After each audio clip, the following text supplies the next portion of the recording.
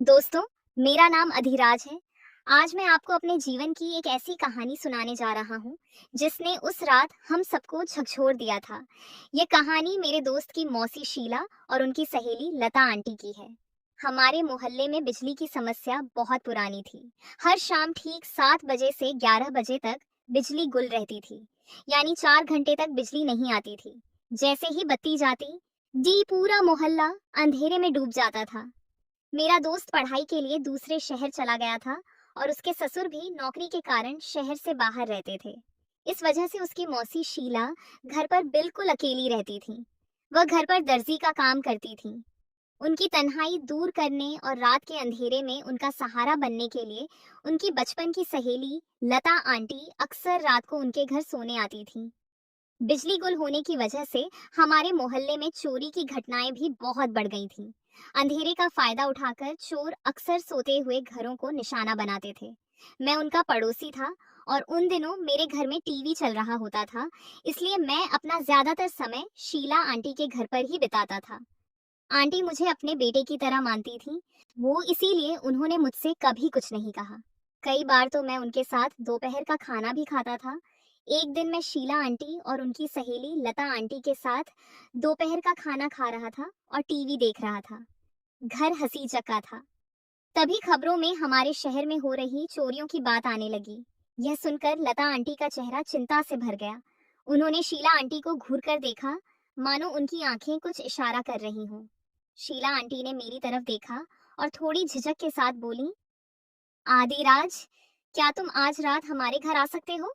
हम दोनों घर में अकेले रहते हैं और आज घर को देखकर रात में बहुत अकेलापन लगता है। अगर तुम रुकोगे तो हमें थोड़ी हिम्मत मिलेगी। मैं उनकी चिंता समझ गया और बिना देर किए मैंने उन्हें बता दिया। मैंने कहा, बिल्कुल आंटी, चिंता मत कीजिए, मैं रात के खाने के बाद 9 बजे आ जाऊंगी। उन्होंने भौहें चढ़ाते हुए कहा, रात के खाने के बाद क्यों आओगे? हमारे साथ खाना खा लीजिए। ठीक है, मैंने मुस्कुराते हुए कहा, ठीक है। वैसे उनकी दुकान 8 बजे बंद हो जाती थी।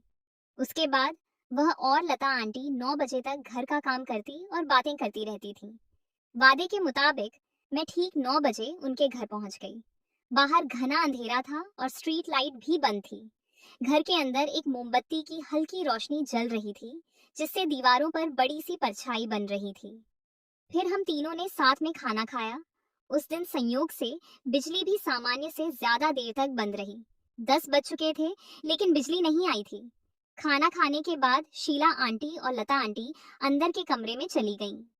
जब मैं अभी रुकी तो खिड़की से हल्की हवा आ रही थी। वे दोनों अंदर के कमरे में बातें कर रही थीं। मुझे उनकी फुसफुसाहट सुनाई दे रही थी। उन्हें पता था कि मैं बाहर जाग रहा हूँ। लता आंटी शायद मेरे बारे में कुछ कह रही थीं। आधिराज बहुत सुंदर लड़का है, शीला। उसके आसपास रहना सच में एक कमी जैसा लगता है। तभी शीला आंटी ने मुझे आवाज दी, आधी बेटा, अंदर आ जाओ। मैं उठ गया। मैं उनके कमरे में गया। वहां अजीब सी खामोशी छाई हुई थी। मोमबत्ती की लौ टिमटिमा रही थी। शीला आंटी ने कहा, बेटा, तुम्हें बाहर हॉल में अकेला छोड़ना ठीक नहीं लग रहा है और हवा भी बहुत तेज चल रही है। झिंगुरों की आवाज से भी बेचैनी हो रही है। तुम हमारे कमरे में कुर्सी पर बैठकर बात करो। हम सब इसी तरह बात करते रहेंगे जब तक बत्ती नहीं जल जाती। मैं उनके कमरे में रखी कुर्सी पर बैठकर बात करने लगा। रात के करीब 11 बज रहे थे। हम तीनों बातें करने लगे। तभी लता आंटी ने मुझसे पूछा, आदि, क्या तुम्हारी कोई गर्लफ्रेंड है? क्या तुम हमेशा फोन पर ही लगे रहते हो? मैंने थोड़ा शर्माते हुए जवाब दिया, नहीं आंटी, मेरी कोई गर्लफ्रेंड नहीं है, लेकिन कॉलेज में मेरे कुछ अच्छे दोस्त जरूर हैं। हम सेक्स नोट्स वगैरह के बारे में बातें करते हैं। लता आंटी ने मुस्कुराते हुए पूछा, अच्छा, क्या हम सिर्फ पढ़ाई की बातें करते हैं या कुछ और भी? शीला आंटी भी मुस्कुराने लगी। मैंने बात को संभालते हुए कहा, नहीं आंटी, सिर्फ पढ़ाई और करियर की बातें। खैर, अब इन सब बातों का समय हो गया है। बातचीत चल ही रही थी कि अचानक छत से कुछ खड़खड़ाने की आवाज आई। हम तीनों एकदम से छिप गए। लता आंटी का चेहरा पीला पड़ गया। ये कैसी आवाज थी? शीला आंटी ने मेरा हाथ पकड़ लिया। उनके हाथ ठंडे थे और वह कुछ पढ़ रही थीं। ऐसा लग रहा था जैसे छत पर कोई है, उस गंध से। मैंने उन्हें चुप रहने का इशारा किया।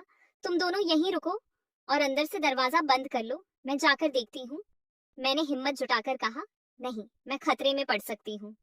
शीला आंटी ने मुझे रोकने की कोशिश की। मैंने कहा, इस बीच मैं सीढ़ियों पर जाकर देखती हूँ। मेरे पास टॉर्च है।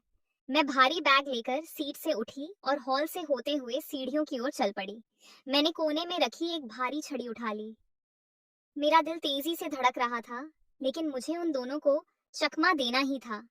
सीढ़ियां चढ़ते हुए मुझे फिर से किसी के चलने की आवाज सुनाई दी। कोई अंधेरे का फायदा उठाकर नीचे उतरने की कोशिश कर रहा था। मैंने अचानक अपनी टॉर्च जलाई और ऊपर की ओर रोशनी डाली। कौन है वहां? मैंने पूरी ताकत से चिल्लाकर छड़ी को रेलिंग पर जोर से मारा। रोशनी जल उठी और उन दोनों को ढक लिया। वह सीढ़ियों पर डरी हुई खड़ी थी। वे शायद चोर थे जो घर खाली समझकर आए थे, लेकिन जब उन्होंने एक आदमी की तेज आवाज सुनी तो वे होश खो बैठी। भागो, न यहाँ कोई है, उनमें से एक चिल्लाया। वह छत पर वापस भाग गया। मैं भी उनके पीछे भागा, लेकिन मैंने अपनी समझदारी दिखाई और छत के दरवाजे तक पहुंचकर ही रुका। मैंने देखा कि वे दोनों तुरही लेकर छत से कूद रहे थे और अंधेरे में गायब हो रहे थे। मैंने छत के लोहे के दरवाजे को अंदर से बंद कर दिया और कुंडी अच्छी तरह से रोशन थी। जब मैं नीचे आया तो शीला आंटी और लता आंटी दरवाजे के पास खड़ी थीं।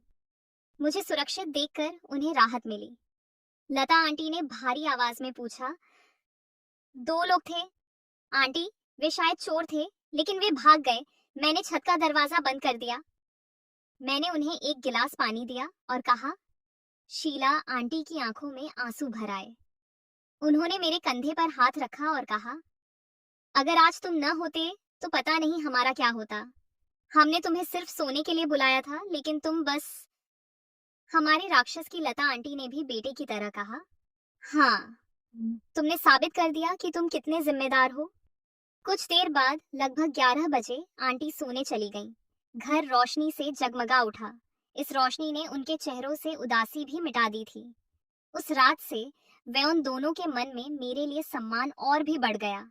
अब मैं सिर्फ उनकी पड़ोसी ही नहीं, बल्कि उनके घर की रक्षक और उनके परिवार का सदस्य बन चुकी थी। अब जब भी वह किसी मुसीबत में होती, वह मुझे सच बताकर बुलाती और मैं हमेशा उसकी मदद के लिए तत्पर रहती।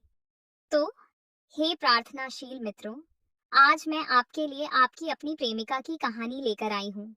एक बिल्कुल सच्ची, रोमांचक और चौंकाने वाली कहानी। इस कहानी के सभी विवरण मौलिक हैं, केवल गोपनीयता के लिए नाम बदले गए हैं। यह उन दिनों की कहानी है जब मैं अपने गांव से दूर एक बड़े शहर के एक प्रसिद्ध कोचिंग संस्थान में नीट की तैयारी के लिए पढ़ने आई थी। मैंने इंटर परीक्षा में 93.5% अंक प्राप्त किए थे। घर में खुशियों का माहौल था। पापा ने कहा, ने बेटा, अब मुझे नीट परीक्षा पास करनी है, कोई कसर नहीं छोड़नी है, इसलिए मुझे शहर भेज दिया गया। कोचिंग और कॉलेज दोनों एक ही थे। पैगंबर के घर से दूर गांव के पास रहने के कारण मुझे उसी कॉलेज के हॉस्टल में दाखिला मिल गया। हॉस्टल का माहौल शुरू से ही बहुत शांत और सुकून भरा था, जैसे रात 10 बजे बंद होना और सुबह 5 बजे उठना। पढ़ाई के दबाव के कारण मैं पूरी तरह से तनाव मुक्त था, इसलिए मैं 2-3 दिनों में ही पूरी तरह से घुल मिल गया। एक महिला जिसका नाम सुजैन था, लगभग 40 से 42 साल की, सख्त दिखने वाली, गोरी, लंबी, हमेशा साड़ी पहने रहती थी, कभी मुस्कुराती नहीं थी।